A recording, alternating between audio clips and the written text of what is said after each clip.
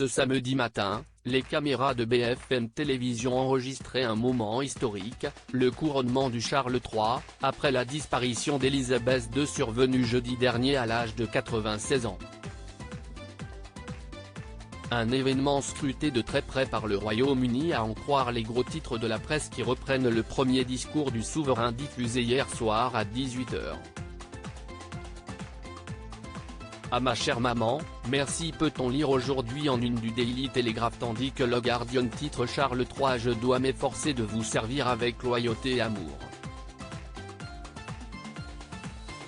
Le fils d'Élisabeth II, 73 ans, était attendu à 10 h tapantes, 11 h en France, au Palais Saint-James non loin de Buckingham Palace pour être officiellement proclamé roi devant une partie de sa famille, le gouvernement britannique, 2 archevêques de l'Église d'Angleterre, le Lord Mayor de la City, et pas moins de 700 membres de son conseil privé.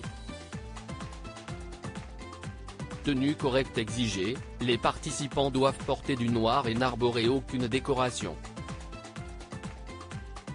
William s'était soumis au protocole en vigueur. Visage fermé et costume noir, le fils de Charles III a fait sa première apparition publique devant les caméras du monde entier après avoir été nommé prince de Galles hier par le nouveau souverain. Harry était notamment accompagné de Camilla, devenue quant à elle reine consort. Ils assisteront 1 heure plus tard à la première proclamation publique du nouveau souverain devant le palais. Des salves d'armes tirées à Hyde Park et à la Tour de Londres ponctueront le second temps de la cérémonie qui se prolongera en début d'après-midi au Royal Exchange, un centre commercial au cœur de la capitale britannique. Des proclamations distinctes auront ensuite lieu en Écosse, au Pays de Galles et en Irlande du Nord ce dimanche à midi. CST enfin demain que le cercueil d'Élisabeth II devrait arriver à la cathédrale Saint-Gilles d'Édimbourg où les sujets britanniques pourront lui rendre un dernier vibrant hommage.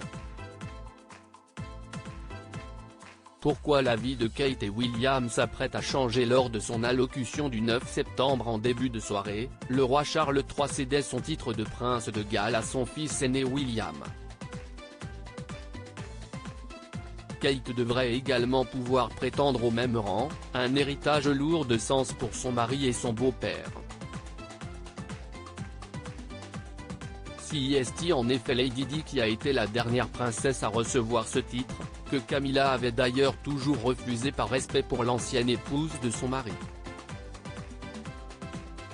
Du côté de la descendance, George et sa sœur Charlotte deviennent désormais princes et princesses de Cornouailles et de Cambridge. Une source proche de la famille royale certifie que le prince et la princesse de Galles aborderont leur rôle de la même manière modeste et humble qu'ils ont abordé leur travail auparavant. Les yeux rivés vers l'avenir, Kate va devoir créer sa propre voie. Première étape, changer le nom de son compte Twitter. Compte officiel du prince et de la princesse de Galles, est-il désormais précisé dans la bio du couple. Une nouvelle page s'écrit dans la vie de Kate et William, un couple dont on devrait beaucoup entendre parler dans les jours à venir.